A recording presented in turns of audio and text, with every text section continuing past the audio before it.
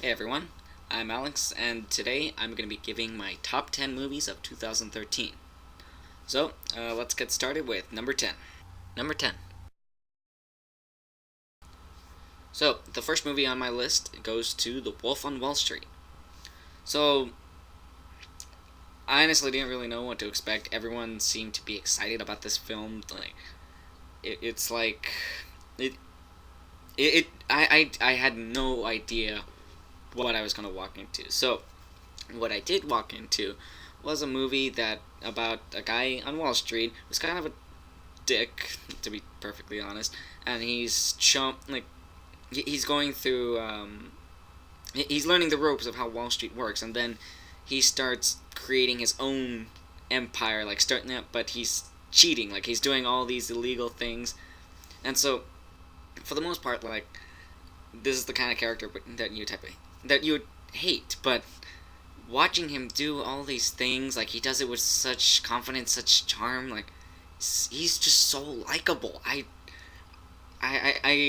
no, like I said, I normally don't like these kinds of characters, but throughout the whole thing, like he's doing all these terrible things, and I'm just watching like, oh, okay, yeah, I could dig it.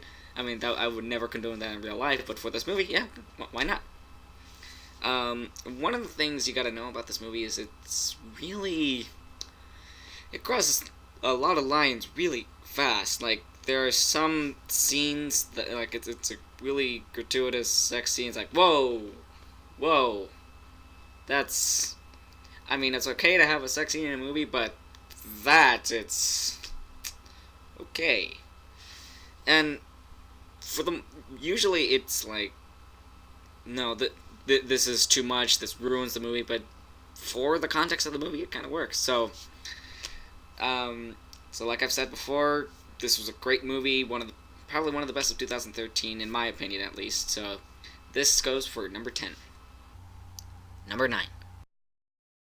All right. So the next one on my list goes to The Hunger Games: Catching Fire. So I read the first book of The Hunger Games. Thought it was a pretty good book. Watched the movie. Thought it was a pretty good adaptation. I did not read the second book. I don't know why. I just never found time. But from what I've seen in the second movie, if it's a good adaptation, I'm really hoping it is. I'm really looking forward to reading this book because as movie adaptations of books go, they usually have to omit some stuff. So, God, this movie was just so action packed, so story driven. There were so many things going for it. Like, it continues right off from the second movie. Like, sorry, it continues right off from where the first movie left off. Um, like they won the Hunger Games. They're I guess they now have to promote the Hunger Games. So and it shows like how different their lives are right after it. And then this whole event comes in where you know the Hunger Games stuff happens. So like they're thrust into it again. I won't exactly say what happens, but for the most part, most of you know why by now. Anyways, um, so yeah, I thought it was really creative, like how all the traps were set out, like how it was, how different this arena was compared to the first one, and like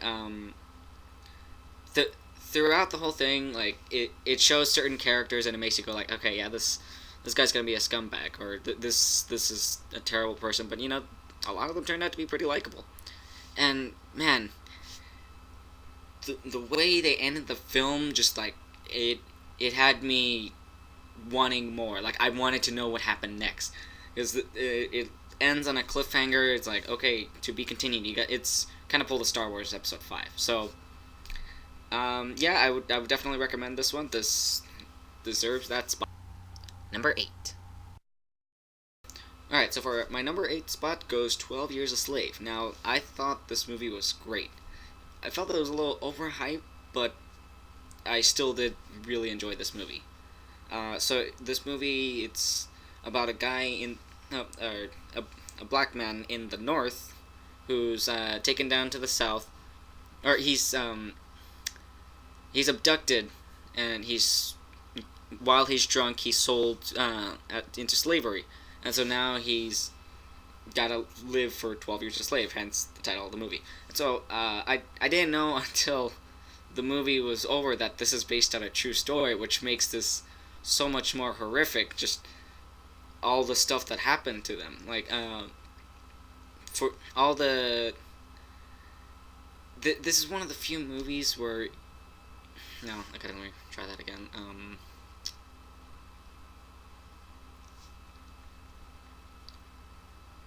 Alright, so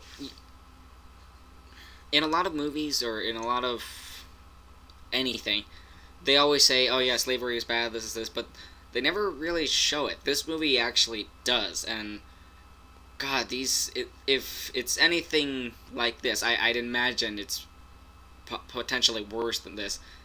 They were just brutal to the slaves. Like they did not see them as people at all. They just saw them like another animal or something. It's horrible. And I thought all the actors did a great job. Like even there was a few that they just had like a small part, like Brad Pitt. Like he was only in it for like maybe 20 minutes of the movie, but he did a great job. Um, what's his name? I don't know. Cumberbatch. It's gonna kill me not remembering what his first name is, but he's in the movie too, and as like they do say this in the movie, like as far as slave owners go, he's not that bad, but he's still a slave owner, so still kind of a scumbag because of the things he does. And then Michael Fassbender, he's like, or Fassbender, I still don't know how to say his name. He's, God, he's such. I wanted to like just kill this person. He's one of the worst characters I've ever seen. I really hated him by the end of the film. So again, he did great in that part. He really made me hate this character. So yeah, this is a great film. Definitely check it out. Number 7. All right, so for number 7 goes The Hobbit: The Desolation of Smaug. Now, the first Hobbit movie, it was a little bit slow, but for the most part, I really enjoyed it. The second one, it's a lot faster paced. Things are moving along. They don't have to spend so much time introducing the characters because, well, a couple characters, but because we know everyone at this point. Um, so yeah, you have to watch the first movie to know what's going on in the second movie because it's like with the Lord of the Rings. It's just all right. It's we left off here. We're just gonna keep going. You got to know what's going on. So, I remember reading this book, or sort of reading this book when I was in 5th grade a long time ago, and it was really cool because I remember seeing a lot of the scenes. Yeah, I remember reading them in the book, and now I get to see them on the big screen.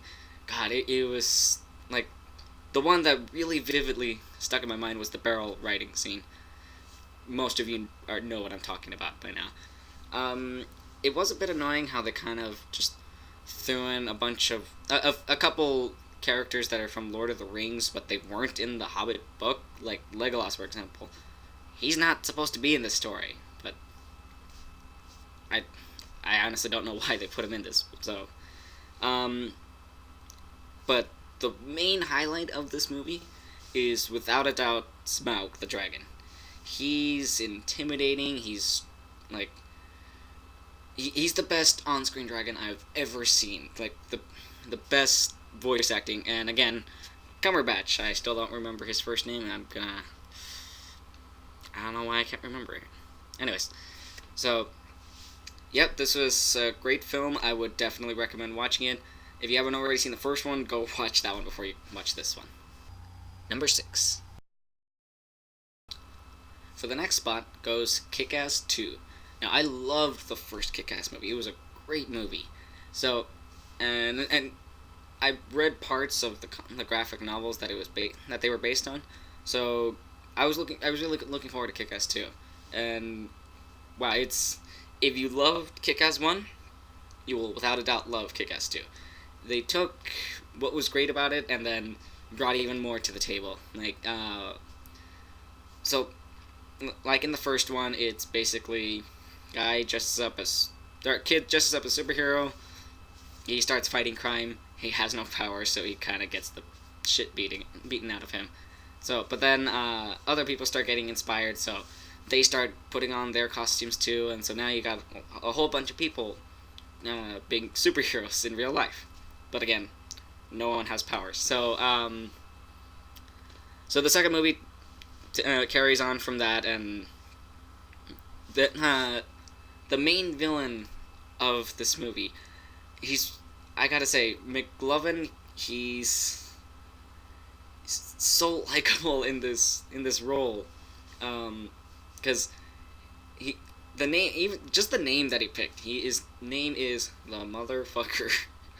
Um, but yeah, like he tries to be like such a badass villain. Like he keeps trying so hard, but he's just so incompetent and so bad at it. He keeps looking like a moron doing it. That like I he's he's definitely one of my favorite villains from last year.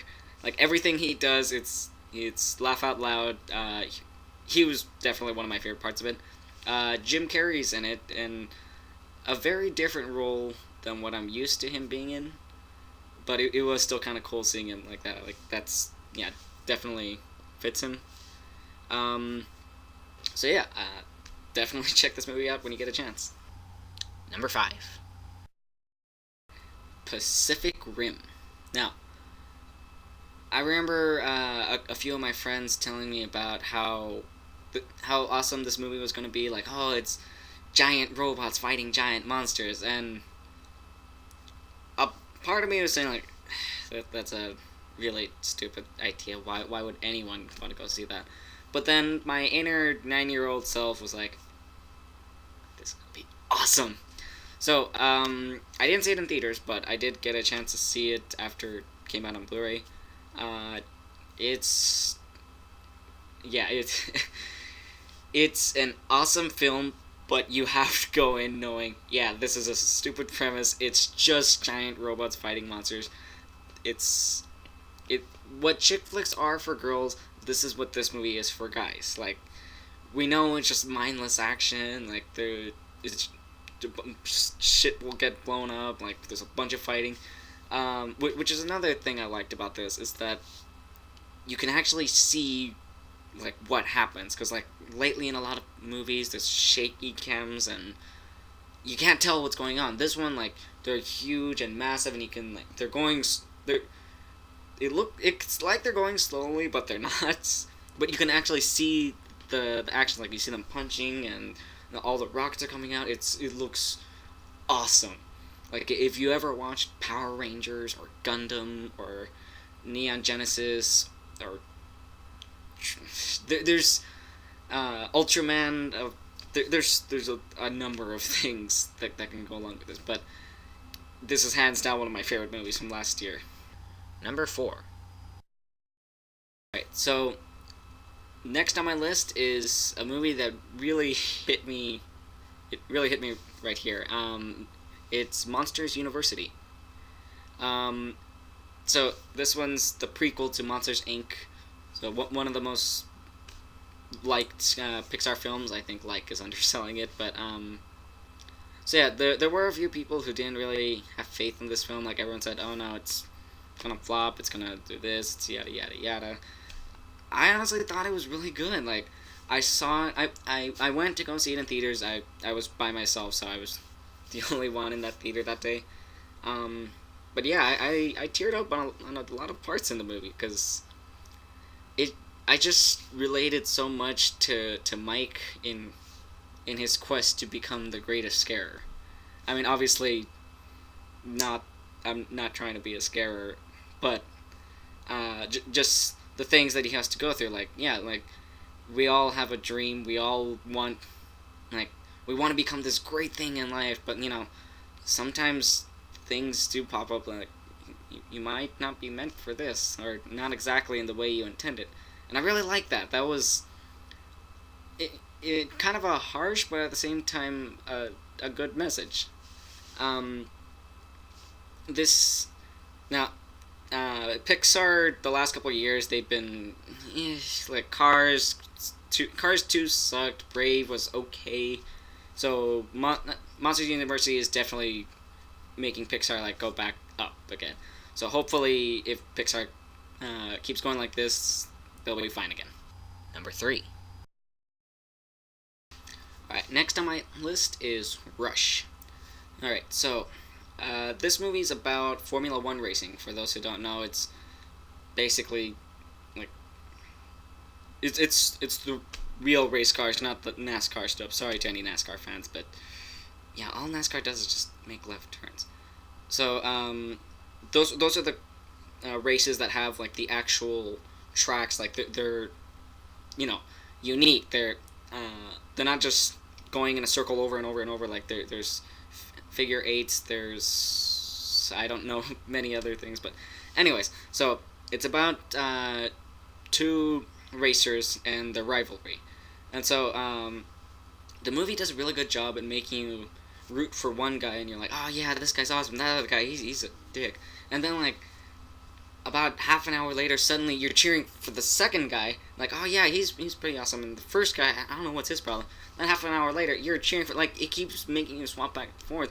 So like really, there's no antagonist in this movie. They're both the protagonists. They like you're cheering for both of them after a while. The film basically focuses on their rivalry, the rivalry between these two, and just how they try to best one another. And so, like, in the end, you can see them, like, slowly stop hating each other. It's a really interesting movie, and again, this is based on a true story. Or, relatively, this is Hollywood, so they're gonna fluff it up a bit.